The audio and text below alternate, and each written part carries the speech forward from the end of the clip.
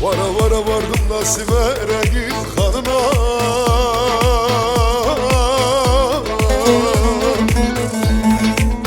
Kancı dedi bu garibin yatağına serin eyvana.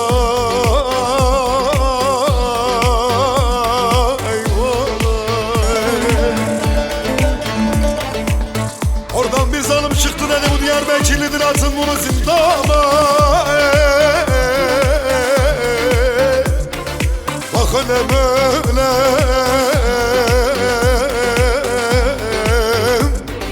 ben kime ne diyeyim?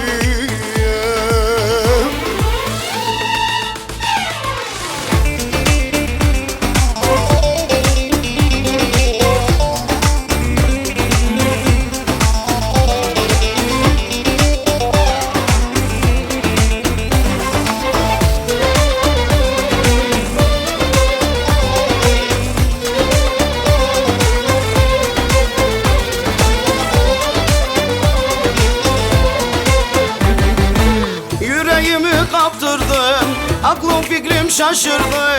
Yüreğimi kaptırdım, aklım fikrim şaşırdım. Hiç olmadık bir anda bu sevdaya kapıldım. Hiç ummadık bir anda bu sevdaya kapıldım.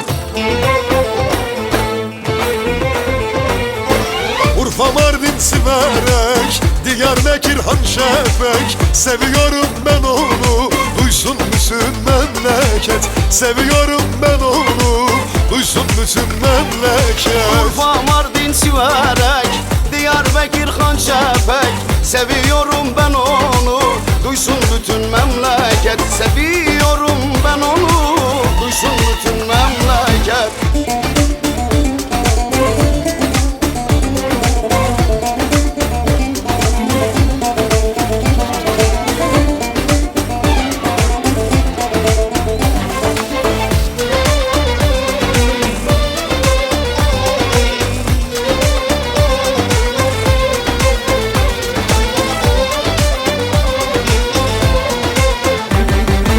Ne güzel gözün kaşın, aşık etti bakışın. Ne güzel gözün kaşın, aşık etti bakışın.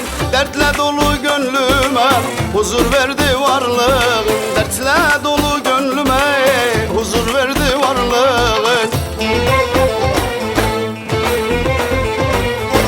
Urfa, Mardin, Siverek, Diyarbakır, Hanşefek. Seviyorum ben onu, duysun bütün memleket. Seviyorum ben onu, duysun bütün memleket. Urfa, Mardin, Siverek, Diyarbakır, Hanşefek. Seviyorum ben onu, duysun bütün memleket. Seviyorum